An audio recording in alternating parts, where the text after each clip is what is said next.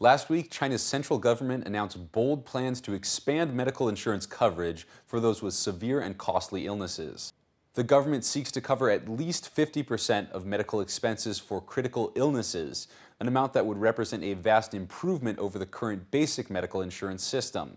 The stated goal of the changes is to limit the number of Chinese people who are reduced to poverty by crushing medical expenses.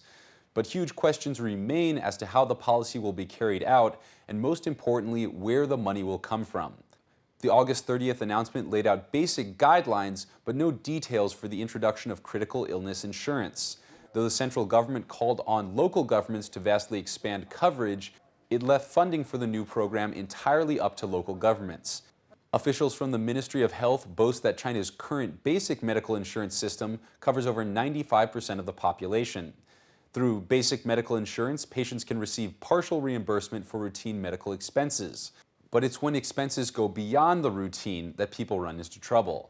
An international medical journal published a study this year showing that in 2011, 173 million Chinese people suffered from a catastrophic illness. That's 12.9% of the population dealing with crushing medical bills in just 1 year. Caixin Online reports that under the basic insurance system, urban residents can receive coverage up to around $25,000, while rural residents recently had their coverage ceiling upped to just $8,000.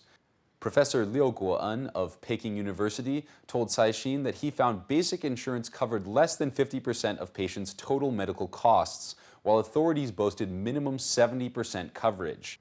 When citizens happen to contract a serious illness, the percentage of treatment covered drops further. The Shanghai Oriental Morning Post reports that under the old system, patients with leukemia, malignant tumors, or heart disease often saw payments vastly exceed government reimbursements.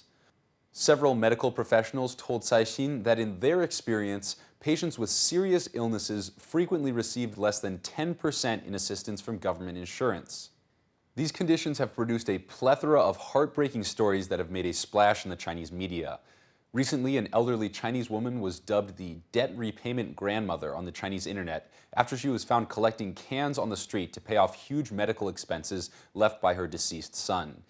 Sun Zhigang, the head of the Health Reform Office at China's State Council, specifically stated that the new critical illness insurance, quote, aims to ensure that most people won't become impoverished because of diseases. That may seem like a modest goal for a superpower, but achieving it won't come easy for the Chinese government.